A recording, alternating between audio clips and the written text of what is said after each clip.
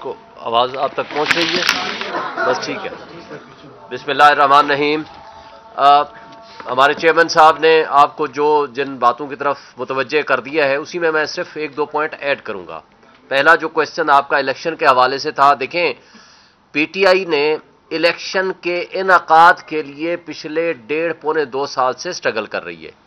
پچھلا سارا سال بھی ہم نے سٹرگل کیا، اور اس سال جب 2 صوبوں کی حکومتیں ختم ہوئیں تو سب سے پہلے اسلام آباد ہائی کورٹ بار کے پریزیڈنٹ کی حیثیت سے میں نے پٹیشن فائل کی تھی، اور اس کے ساتھ ہی آپ کو یاد ہوگا سپیکرز نے پٹیشن فائل کی جس کا فیصلہ 1 مارچ کا آیا. پریزیڈنٹ آف پاکستان نے ان دونوں صوبوں میں 9 اپریل کی ڈیٹ دی تھی، جس کو سبسیکوئنٹلی سپریم کورٹ کی انٹرونشن سے 30 اپریل کی تاریخ الیکشن کمیشن نے خود متعین کر کے پروپوز کر کے دی تھی. اب اس کے بعد کیا ہوا؟ اس کے بعد از خود انہوں نے بیٹھ کے تاریخ تبدیل کر دی اور 8 اکتوبر کر دی، جس کا ان کو اختیار نہیں تھا. وہ سپریم کورٹ میں خود لکھ کے دے چکے تھے کہ ہمیں کوئی اختیار نہیں ہے. وہ اس وقت کہتے تھے گورنر کے پاس پاور ہے. بعد میں سپریم کورٹ نے کہا کہ جب کوئی گورنر جس کو ڈیزالو کرے گا وہ پاور ہوگی کے پی کی. پنجاب کی حد تک چونکہ اس نے ڈیزالو نہیں کی تھی گورنر نے، تو وہ پاور پریزیڈنٹ آف پاکستان کے پاس تھی. لہٰذا وہ 30 اپریل کی تاریخ کو بغیر کسی پاور کے الیکشن کمیشن نے چینج کر دیا 8 اکتوبر. آپ کو یاد ہے کہ 8 اکتوبر سے پہلے تک ہمارے کان پک گئے تھے کہ 8 اکتوبر کو الیکشن ہوگا. تمام پی ڈی ایم کی جماعتیں، تمام وہ مقتدر طبقے اور حلقے، تمام الیکشن کمیشن کے ممبران اور ان کے لوگ ایک ہی بات کرتے تھے کہ ہم 8 اکتوبر کو الیکشن کرائیں گے. وہ کدھر گیا 8 اکتوبر کا الیکشن؟ وہ ہوا میں تحلیل ہو گیا. اس کے بعد 60 دن کے اندر الیکشن ہونا تھا آن دی ایکسپائری آف دی ٹرم، وہ جو کہ 2 صوبوں کا اور ایک فیڈرل گورنمنٹ کا، نیشنل اسمبلی کا. لیکن وہ انہوں نے اسمبلی توڑ کے اس کو 90 ڈیز کا کرنے کی کوشش کی، لیکن پھر وہ 90 ڈیز بھی نہیں ہوا. پھر انہوں نے ایک اپنی پاور نہ ہوتے ہوئے سی سی آئی کی ایک میٹنگ بلا کے، جو کہ انلیگل اینڈ ان کانسٹیٹیوشنل تھی کیونکہ 2 صوبوں کے نمائندے الیکٹڈ وہاں نہیں بیٹھے ہوئے تھے. کیونکہ پالیسی بنانا الیکٹڈ لوگوں کا کام ہوتا ہے، ان الیکٹڈ لوگ کوئی میجر پالیسی ڈیسیژنز نہیں بنا سکتے. سی سی آئی کے ذریعے اس ریزلٹ کو جو کہ 5 مہینے تک اس کو بند رکھا گیا، جو کہ 30 اپریل تک وہ پروسیس ختم ہو چکا تھا جو کہ مردم شماری والا، اس کو نوٹیفائی کیا. پھر اس کے بعد اس کو بہانہ بنا کر کے آگے چلتے گئے. پھر ہم سپریم کورٹ میں گئے. اس سے پہلے ہم سپریم کورٹ میں گئے تھے جس کا 4-4 کو فیصلہ آیا تھا، اور سپریم کورٹ نے 14 مئی کو الیکشن کے انعقاد کا حکم دیا تھا. لیکن بدقسمتی سے 9 اپریل کو ریاستی دہشت گردی کے ذریعے عمران خان کو اٹھا لیا گیا، اغوا کر لیا گیا. اس کی تفصیل آپ کے سامنے آ چکی ہے. پھر اسی کا ڈرامہ رچاتے ہوئے جو ادارے یا جو اشخاص چاہتے تھے کہ کسی طریقے سے الیکشن کا التوا ہو جائے، وہ پھر 9 اور 10 میں کا ڈرامہ رچاتے ہوئے پی ٹی آئی اور عمران خان کے خلاف ایک سازش کے تحت ایک الیکشن کے التوا کا بہانہ بنایا گیا. اور جو عمران خان نے آج سے تقریباً 1 سال پہلے کہا تھا کہ یہ مجھے جیلوں میں بند کریں گے، مجھے یہ نااہل کریں گے، یہ اس لاڈلے سپر لاڈلے کو یہاں لائیں گے، نواز شریف کو یہ یہاں مقدمات سے بری کریں گے، اور اس کے بعد پی ٹی آئی کو ڈسمنٹل کرنے کی کوشش کریں گے، کیونکہ یہ لندن پلان کا حصہ ہے. اور وہی وہ کر رہے ہیں. لیکن ایک بات عمران خان نے یہ بھی کہی تھی کہ پھر بھی پی ٹی آئی انشاءاللہ الیکشن جیتے گی. اب یہ الیکشن سے بھاگ رہے ہیں. ہم نے کبھی الیکشن سے بھاگنے کا راستہ نہیں اختیار کیا. ہم نے ہمیشہ جدوجہد کی ہے، کوشش کی ہے. اور یہ بھی جو 8 فروری کا آرڈر آیا ہے، یہ ہماری پٹیشن پہ آیا ہے.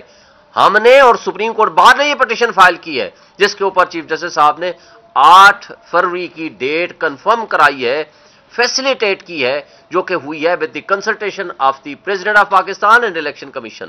اور کہا ہے یہ پتھر پہ لکیر ہے. اب اس کو اگر ڈیلے کرنے کی کوشش ہوئی تو یہ توہین عدالت بھی ہوگا، یہ آئین کی سسپینشن بھی ہوگی، جس کو جسٹس عطر من اللہ صاحب آپ لیٹسٹ اپنے آرڈر کے ذریعے یہ لکھ چکے ہیں.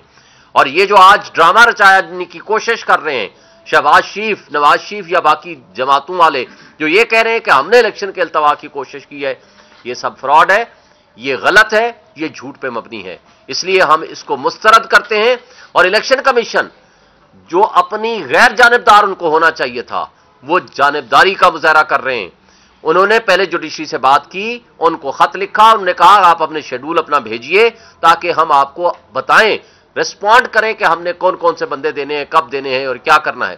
لیکن ان کو دوبارہ لکھنے کی بجائے انہوں نے ان مینجمنٹ کے ایگزیکٹو کے لوگوں کو ڈسٹرکٹ ریٹرننگ آفیسر اور اسسٹنٹ ریٹرننگ آفیسر بنا دیا, جو کہ پہلے ہی باعث ہیں ہمارے خلاف, ہمارے لوگوں کو اٹھا رہے ہیں, مقدمات بنا رہے ہیں, پابند سلاسل کر رہے ہیں, 3 MPO کے تحت ان کے خلاف آرڈرز کر رہے ہیں. تو وہ کیا انصاف پہ مبنی وہ الیکشن کرائیں گے؟ لیکن اس کے باوجود ہم یہ مطالبہ کرتے ہیں کہ فوری طور پر کل تک یہ الیکشن شیڈول کا اناؤنس کریں تاکہ پروسیس آف الیکشن ڈیلے نہ ہو. اگر آپ کریں گے تو یہ اسی طرح کا جرم ہوگا جو آلریڈی آپ نے 30 اپریل کو الیکشن نہ کرا کے کیا, جو آپ نے 14 مئی کو الیکشن نہ کرا کے کیا, جو آپ نے 8 اکتوبر کو الیکشن نہ کرا کے کیا, بلکہ پریزیڈنٹ آف پاکستان نے جو تاریخ پروپوز کی تھی 6 نومبر والی, اس کو بھی آپ نے الیکشن نہیں کرایا. تو یہ ایک جرم کا بہت بڑا مزید اضافہ ہوگا جو کہ سپریم کورٹ آپ کو معاف نہیں کرے گی, نہ ہی قوم اور عوام معاف کرے گی. یہ ملٹری ٹرائل کے حوالے سے ہمارے چیئرمین صاحب نے آپ کو بتا دیا. اس میں 1-2 باتیں میں ایڈ کرنا چاہوں گا. وہ یہ ہے کہ یہ فیصلہ دیکھ کے قوم مایوس ہوئی ہے. ہمارے وکلا, ہمارے جورسٹ, ہمارے وہ جو لیگل ایکسپرٹس ہیں وہ مایوس ہوئے ہیں, کیونکہ اس پہ اٹارنی جنرل کی ایک سٹیٹمنٹ موجود ہے جب یہ کیس اوریجنل سائٹ پہ شروع ہوا تھا, اور انہوں نے یہ آ کر سٹیٹمنٹ دی تھی after consultation and instructions of the high of and establishment کے کہنے پہ انہوں نے دی تھی, اور یہ کہا تھا کہ ہم ٹرائل سٹارٹ نہیں کریں گے جب تک سپریم کورٹ فیصلہ نہ کرے. اس لیے جب اب فیصلہ آ چکا کہ وہ لا جو بنا تھا آرمی ایکٹ میں ترمیم آئی تھی جو سویلینز کا ٹرائل کر سکتے ہیں, وہ انکانسٹیٹیوشنل ہے, اور نہ صرف وہ بلکہ ٹرائل بھی انکانسٹیٹیوشنل ہے. تو اس فیصلے کے بعد جب تک اپیل کا فیصلہ نہیں آتا, اس انڈر ٹیکنگ کا پاس رکھتے ہوئے وہ ٹرائل سٹارٹ نہیں ہونا چاہیے تھا. یہ آرڈر سسپینشن کسی صورت نہیں بنتی تھی. دوسری بات, اس میں ود ریسپیکٹ ہمارے سینئر جج جسٹس طارق مسعود صاحب آلریڈی اپنے پچھلے فیصلے کے پیراگراف 3 میں یہ لکھ چکے ہیں کہ یہ 184(3) کا کیس نہیں بنتا. جب اوریجنل سائٹ سے کوئی جج صاحب اپنی اوپینین دے دے تو ایپلیٹ سٹیج پہ ان کو اس بینچ میں نہیں بیٹھنا چاہیے تھا. پھر تیسری بات, جسٹس اعجاز الحسن صاحب نے جو خط لکھا کہ یہ کمیٹی کا فیصلہ ہوا تھا, یہ 7 ممبر بینچ ہوگا اور سینئر موسٹ جج صاحبان اس میں شامل ہوں گے. اس میں چیف جسٹس قاضی فائز عیسیٰ صاحب کو خود اس کی سربراہی کرنی چاہیے تھی. پھر سینئر ججز جس میں جسٹس جمال مندوخیل صاحب, جسٹس اطہر من اللہ صاحب, جسٹس شاہد وحید صاحب اس بینچ کا حصہ نہیں ہیں, ان کو ہونا چاہیے تھا. تو اس لیے کہ انصاف کا تقاضا ہے کہ آئندہ بھی ان ججز کو اس کے ساتھ بٹھانا چاہیے اور ان کو اس کا حصہ ہونا چاہیے. اور پھر جو ایک بات بڑی اہم ہے کہ 5 رکنی بینچ کے فیصلے کو 5 رکنی بینچ ایپلیٹ سٹیج میں بیٹھ کے سسپینڈ نہیں کر سکتا. تو لہٰذا یہ ٹرائل کا سٹارٹ ہونا یہ for all time to come یہ سویلینز کے بنیادی انسانی حقوق کی خلاف ورزی ہے. اس سے آئین, قانون اور جمہوریت کا جنازہ اٹھانے کے مترادف ہے. اس کے میں سمجھتا ہوں کہ اس کو ریکنسیڈر کرنے کی ضرورت ہے. پھر جو بات جسٹس عامر فاروق صاحب کے حوالے سے 1 سے زائد مرتبہ ہم کہہ چکے ہیں کہ انہوں نے اپنا متعصب رویہ خود پبلک کے سامنے ایکسپوز کر دیا ہے. مجھے یہ بتائیں, ٹیریان والے کیس میں 2 معزز جج صاحبان نے آج سے تقریباً 1 سال پہلے فیصلہ لکھ کے دے دیا, اور ان کا فیصلہ ان کے برعکس تھا. بینچ کمپلیٹ ہو گیا, ججمنٹ باہر آ گئی, ججمنٹ ویب سائٹ پہ آ گئی. اس کے بعد اس کو رکھنا, اس کو ریلیز نہ کرنا, اس کی سرٹیفائیڈ کاپی نہ دینا, یہ جوڈیشل مس کنڈکٹ ہے. یہ ان کے تعصب کو ظاہر کرتی ہے. پھر دوسری بات, مجھے بتائیں 9 مئی کو جس طرح عمران خان کا اغوا ہوتا ہے, جس طرح ان کو اٹھایا جاتا ہے, عملے کو تشدد کا نشانہ بنایا جاتا ہے, اور اسی کیس میں جس میں وہ بایو میٹرک ویریفیکیشن کر رہے ہیں وکلاء کو تشدد کا نشانہ بنایا جاتا ہے, شیشے توڑے جاتے ہیں, اور آپ کہتے ہیں کہ نہیں یہ بالکل قانون کے مطابق ہے, جس کو سپریم کورٹ نے جسٹس اطہر من اللہ صاحب نے اپنی ججمنٹ کے ذریعے اس کو فوری طور پر سیٹیسفائیڈ کیا. تو آپ نے اپنے تعصب ہونے کا ثبوت دے دیا. پھر آپ مجھے بتائیں, الیکشن کمیشن کے حوالے سے جو پٹیشن ہماری جمع تھی 11 مہینے بعد कहा 11 महीने के बाद, कहा रिजर्व रख के कि जनाब आपको एप्लीकेशन वापस लेने का अख्तियार नहीं है, हम आपकी केस वापस नहीं करेंगे। और जबकि उसके मद्दे मुकाबिल आपने देखा कि जिस आर्डर को तोशाखाना वाले केस में जो ही हम पटिशन लेकर आते थे उसमें नोटिस हो जाता था और साथ ही आर्डर कर देते थे आप डे टू डे हियरिंग करके इनको चला दें। बात यह है कि ये जो सब कुछ हो रहा है वो सब आपके सामने है। फिर यहीं तक महदूद नहीं रहा, आर्डर सस्पेंड कर दिया सेंटेंस का तोशाखाना वाले केस में। जब हम गए कि हमने आर्डर को भी सस्पेंड कर दें ताकि हमारे ऊपर जो तलवार लटक रही है कि हमारी वो चेयरमैनशिप भी जाने वाली है और हमें इलेक्शन से लड़ने की भी इजाजत नहीं होगी, आप उसको खत्म करें। वो चौथी दफा बहस हो चुकी है, अभी तक वो आर्डर रिजर्व है।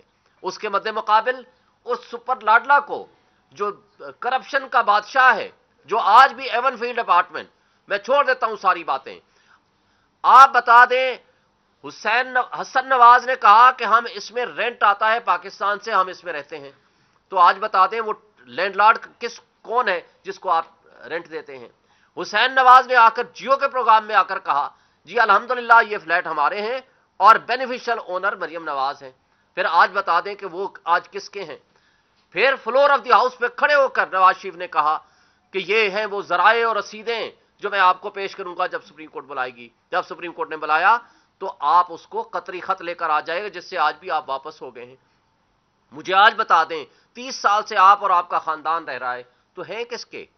आज भी पब्लिक के सामने आप ले आए उस सुपर लाडला को, जिस अंदाज से, जिस प्रोटोकॉल के जरिए और जिस तरह उनको ये बेनिफिट दिए गए हैं, ये इंसाफ और कानून का दोहरा मेयार है। मैं समझता हूं कि इससे हमारे इंसाफ का निजाम, कानून और आइन की बालादस्ती का कॉन्सेप्ट वायलेट हुआ है। Thank you.